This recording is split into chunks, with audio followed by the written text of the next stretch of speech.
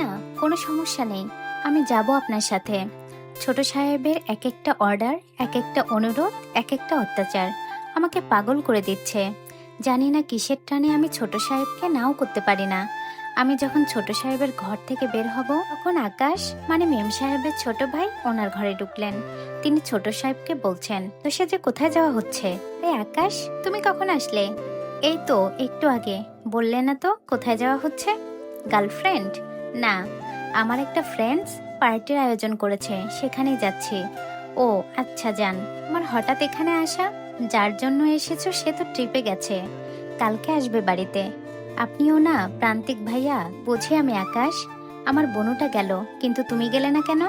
তাহলে একটু কথা বলতে পারবে। আসলে ভাইয়া ট্রিপটা শুধু মেয়েদের জন্য। ও, আমার লেট হয়ে যাচ্ছে, পরে কথা হবে তোমার সাথে। আমি আমার রুমে চলে গেলাম। রুমে যেয়ে রেডি হয়ে নিলাম। আমি বের হলাম আর আমাকে জিজ্ঞাসা করছেন, কোথায় যাচ্ছ? আজকে আমার এক ফ্রেন্ডের বার্থডে, সেখানেই যাচ্ছি। সেই কবে থেকে বলে রেখেছে যেতেই হবে, না গেলে আমার সাথে কথাই বলবে না। আচ্ছা যাও। তুই কি এখনই যাবি নাকি? রাস্তাঘাটের যে অবস্থা, কখন যে কি হয়ে যাবে। আমি তো এখন বের হচ্ছি, আমি তোকে নিয়ে যাচ্ছি। হ্যাঁ রে ছোয়া, তুই যা ওর সাথে, তোকে নামিয়ে দিয়ে আসবে। তুই যেভাবে বাইক চালাস একটু সাবধানে নিয়ে যাস। আরে ছোয়া, ড্যাডকে বল, এর আগেও তো তুই আমার পিছনে বসে কলেজে গেছিস। কই, কখনো তো কোথাও পড়ে যাসনি। না পড়লে ভালো। জি সাহেব। ছোট সাহেব বের হয়ে গেলাম। ছোট সাহেব বাইকটা বের করলেন, আমাকে বসতে বললেন। আর এটাও বললেন যে ওনাকে শক্ত করে ধরে বসে থাকতে। আমি ওনাকে শক্ত করে ধরে বসলাম। সাহেব আর বাকি সবাই কথা বলছেন। সাহেব সবাইকে বলছেন, ওরা দুইজন যেহেতু বাইরে চলে গেছেন, তাই তোমাদেরকে আমি একটা কথা বলতে চাই।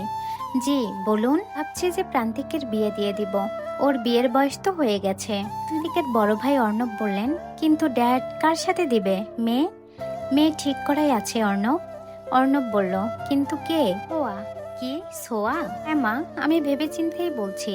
মাঝে মধ্যে প্রান্তিক বাইরের মানুষের সামনে যেভাবে অর্ডার দেয় আর অত্যাচারটুকু করে, তাতে ওনারা মনে করেন সোয়া ওর স্ত্রী। আমরাও মিথ্যা বলেছি, সেই মিথ্যাকে আমরা সত্যি করে তুলি। প্রান্তিকের দাদি বলে উঠলেন, কিন্তু তারপরে?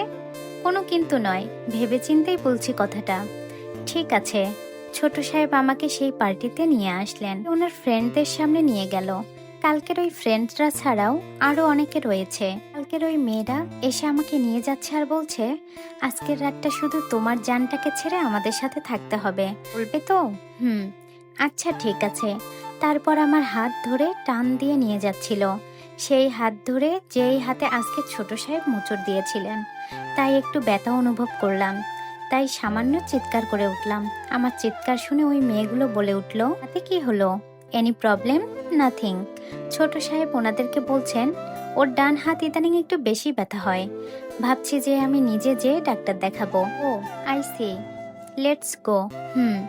আমি ওই মেয়েগুলোর সাথে চলে গেলাম। মেয়েগুলো আমাকে রান্নার ওইখানে নিয়ে যেয়ে বলছে, হেল্প করো না প্লিজ রান্না করতে। কত কি রান্না করতে বলছে এনারা, তুই করতে পারিনি এখনো। আর এরাও বিকেলের নাস্তা করবে, সেটাও তো করতে পারিনি। তুমি একটু আগে বিকেলের নাস্তা করতে হেল্প করো না। ওকে, আপনারা আমার কাছে দিন। এই যে প্যাকেটগুলো, রান্না করা শুরু করে দিলাম। বিকেলের নাস্তাও তৈরি করা শেষ, আমি সুন্দর করে সাজিয়েও দিলাম। আমি মেয়েগুলোকে বলতে লাগলাম, আপনারা নাস্তা সার্ভ করে দিন, আমি রাতের খাবার বসিয়ে দিলাম। জি দাও। ওরা নাস্তা নিয়ে চলে গেলেন, সবাইকে সার্ভ করে দিলেন। ওনারা খাচ্ছেন আর বলছেন, সুস্বাদু, নিশ্চয়ই ছোঁয়া রান্না করেছে। এরকম রান্না একমাত্র ছোঁয়াই করতে পারে, আর কেউই করতে পারে না। তখনই মেয়েগুলো বলে উঠল, আরে তোমরাই তো সব খেয়ে নিচ্ছ, আমাদেরকে তো দিচ্ছই না, নাও তোমরা। মেয়েগুলো বলল, ওয়াও, ভাবছি ওর কাছেই রান্না শিখবো। আমরা এত কিছু বলছি আর আপনি চুপ করে বসে রয়েছেন। প্রান্তিক ভাইয়া, আমি আর কি বলবো, প্রতিদিনই তো ওর হাতের রান্না করা খাবার খাই, প্রতিদিনই বলি ওয়াও টেস্টি, আজকে না হয় বাদ দিলাম। ওয়াও। প্রান্তিক তখনই বলে উঠল, সোয়া কোথায়? মেয়েগুলো বলল, রান্নার ওইখানে রাতের জন্য রান্না করছে, ও আমি আসছি। তখনই তার ফ্রেন্ডসরা বলল, তোমরা এখানে আর ওই মেয়েটা একলা রান্না করছে, যাও হেল্প করো। জি জি, শেষ করেই যাচ্ছে। ছোট সাহেব আমার এখানে আসলেন, আমি রান্না করছি। উনি আমার কাছে এসে বললেন, থ্যাঙ্কস রে, এত সুস্বাদু নাস্তা সার্ভ করার জন্য। এটা আমার কাজ, আমি সেটাই করছি। আমি তো আর আপনার মান সম্মান ধুলায় মিশিয়ে দিতে পারি না। ও, হুম। আমার হাত ধরে টানে মোচড় দিয়ে ওই পাশে ঘুরিয়ে বলছে, আজকে তুই এমন কিছু করবি না যেটাতে আমাকে নিয়ে সবাই ফান করবে। না না, করব না, আমাকে ছাড়ুন, আমার খুব ব্যথা লাগছে। পিছনে দাঁড়িয়ে ওই মেয়েগুলো একটা কাশি দিল। তখনই সাথে সাথে ছোট সাহেব আমাকে ছেড়ে দিলেন। আমি আমার হাতটা বুলাতে লাগলাম, খুব ব্যথা করছে আমার হাতটা। মেয়েগুলো ছোট সাহেবকে বলছে, আরে ভাইয়া, আজকের রাতটাই শুধু তো একটু সবর করুন, এরপর থেকে তো আপনারই থাকবে। উনি মাথায় হাত দিয়ে চলে গেলেন। আমি হাত বুলাতে বুলাতে আবার রান্না করা শুরু করে দিলাম। মেয়েগুলো আমাকে জিজ্ঞেস করছে, তোমাদের রিলেশন কত দিনের? বেশি দিন না। অনেক ভালোবাসো তাই না? এই প্রশ্ন শুনে আমি একটু তাকালাম ওনার দিকে। আমি কি সত্যি ছোট সাহেবকে ভালোবাসি? আর কিছু না ভেবেই বলে দিলাম, অনেক। তারপর আর ওনারা কিছুই বললেন না। আমার যেটা প্রয়োজন খুঁটিনাটি সেটাই এনে দিচ্ছেন। অবশেষে আমার রান্না শেষ। একজন মেয়ে বলে উঠলেন, আরে তোমার ড্রেস আর স্বাস্থ্য নষ্টই হয়ে গেছে। আসো তুমি আমার সাথে। আমাকে ওনারা একটা ঘরের ভিতর নিয়ে গেলেন, আর ভিতরে নিয়ে গিয়ে একটা ড্রেস দিল আর বলল ড্রেসটা পরে আসতে। আমি ওয়াশরুমের ভিতরে যে ড্রেসটা পরে আসলাম, গায়ে ওড়না দিয়ে বের হলাম। তাই ওনারা আমাকে বলছেন, আরে তুমি ওড়না পরে এসেছো কেন? আমার তো এইসব ড্রেস মোটেও ভালো লাগে না, ওড়না সরাও। ওনারা নিজেই ওড়না সরিয়ে দিলেন। আমার কেমন জানি আনকমফোর্টেবল লাগছে। ওনারা বলতে লাগলেন, কত সুন্দর লাগছে তোমাকে, তুমি চুলটা ছেড়ে দাও, তাহলে আরো সুন্দর লাগবে। ওনাদের কথা মতো আমি চুলটা খুলে দিলাম, তারপর বাইরে চলে আসলাম। বাইরে এসে দেখি ওনারা সবাই মিলে খুব আনন্দ করছে। মেয়েগুলোর সামনে যেয়ে বলছে, হেই গাইস। সবাই সবার দিকে তাকালো। ছোট সাহেব আমার দিকে তাকালো, আমার দিকে তাকিয়েই রয়েছে। সবাই যে যার মতো করে নিজেদের গার্লফ্রেন্ডকে নিয়ে ঘুরছে। উনি আমার দিকে তাকিয়ে রয়েছেন। ওনার এক বন্ধু ওনার কাছে যেয়ে ধাক্কা দিল, ওনার হুঁশ ফিরল।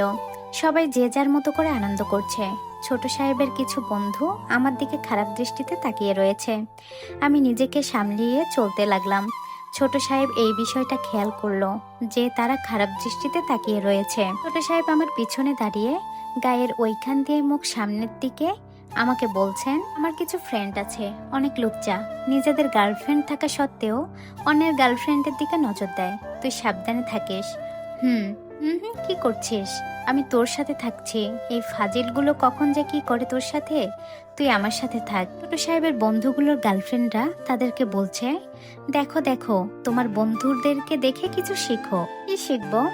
তোমাদের ওই খারাপ বন্ধুর কুনজর থেকে বাঁচানোর জন্য কিভাবে প্রান্তিক ভাইয়া ছোঁয়াকে প্রোটেকশন করছে।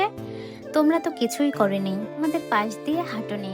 আরে ছোঁয়া তো শান্তশিষ্ট মেয়ে, তেমন কিছু বলে না, তাই ও প্রোটেকশন দিচ্ছে। তাহলেই ভালো। ছোট সাহেব বারবার শুধু আমার সাথেই থাকছেন ওই ছেলেগুলোর কুনজরের জন্য। উনি হঠাৎ করেই বলে উঠলেন, আমি একটু আসি রে, তুই সাবধানে থাক। জি ছোট সাহেব। ছোট সাহেব চলে গেলেন। আমি একলা একা দাঁড়িয়ে রয়েছি। ছোট সাহেব দূরে চলে যাওয়ার সুযোগে কয়েকটা ছেলে এসে আমার গায়ে টাচ করার চেষ্টা করছে। আমার খুব রাগ উঠছে। আমি কিছুতেই আমার রাগকে কন্ট্রোল করতে পারছি না। আমি ছেলেটার পায়ে পাড়া দিলাম। ছেলেটা চিৎকার করে নিচে বসে পড়লো। ছেলেটা চিৎকার শুনে সবাই এদিকে ঘুরে তাকালো। ছেলেটা উঠে দাঁড়িয়ে আমার গায়ে টাচ করার চেষ্টা করছে আর বলছে, তোর এত বড় সাহস, তুই আমাকে লাথি মারিস? দাঁড়া, দেখাচ্ছি তোর মজা। আমি ছেলেটাকে একটা থাপ্পড় মারলাম। ছেলেটা আমার হাতে থাপ্পড় খেয়ে মাটিতে পড়ে গেল।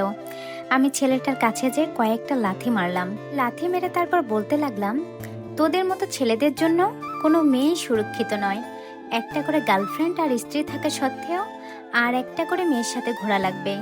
মেয়েটাকে কুনজর দিতেই হবে, আমাদের সাথে রুম ডেট করাই লাগবে। ছোট সাহেব চলে এসেছেন, তিনি সবই দেখছেন। আমি আবার বলা শুরু করলাম, তোমার সাহস হয় কোথা থেকে আমাকে টাচ করার? এই জীবনে শুধু আমাকে টাচ করার অধিকার শুধু ওনারই আছে, আর কারণেই।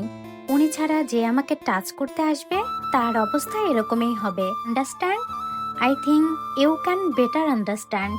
আমি ছোট সাহেবের সামনে যে বলছি, I will go to my home, please let's go. Yeah sure. ছোট সাহেবের পাঁচ বন্ধু বলছে, আরে এখনই চলে যাবে নাকি? খেয়ে যাও। আরে প্রান্তিক, তুই কিছু বল ছোঁয়াকে। এই সোয়া, খেয়ে যা। ঠিক আছে। ওই মেয়েগুলো বলে উঠল, তোমাদেরকে কে বলেছে বদগুলোকে ইনভাইট করতে? খুব ভালো করেই জানো এরা খুব লুচ্চা। পুরো পার্টিটা মাটি করে দিল। ছোঁয়া, চল খেয়ে নিবি। আমাকে নিয়ে গেল খাওয়ার জন্য, ছোট সাহেবকেও নিয়ে গেল। ছোট সাহেবের বন্ধুরা বলছে, তোকে কে বলেছিল ছোঁয়ার সঙ্গ ছাড়তে? তাহলে সাহসটুকু পেত না এইভাবে ছোঁয়ার কাছে যাওয়া। তো ছোঁয়াকে মানা না আর কিছুক্ষণ পার্টিতে থাকার জন্য। তোরা চলে গেলে পুরো পার্টিটা স্পয়েল হয়ে যাবে রে, পারলে ওই বদগুলোকে চলে যেতে বলছি। ছোট সাহেব ওদের দিকে একটু অন্যরকম ভাবে তাকালো। তারপর ওনারা বলা শুরু করলো, হয়তো আমাদের সামনে বলতে লজ্জা পাচ্ছে, আমরা একটু ওইদিকে যাই। চল। ওনারা চলে গেল। আমি চুপচাপ বসে রইলাম। ছোট সাহেব আমাকে বলছেন, ছোঁয়া, আমাদের এখন এই পার্টিতে থাকা উচিত। দেখ, এই পার্টিটা শুধু আমার আর তোর জন্য আয়োজন করা হয়েছে। আমি একটা সুন্দরী গার্লফ্রেন্ড খুঁজে পেয়েছি তার জন্য। But I don't any relationship with you. You know that. I know that. তারপরও কেন এমন করছেন ছোট সাহেব?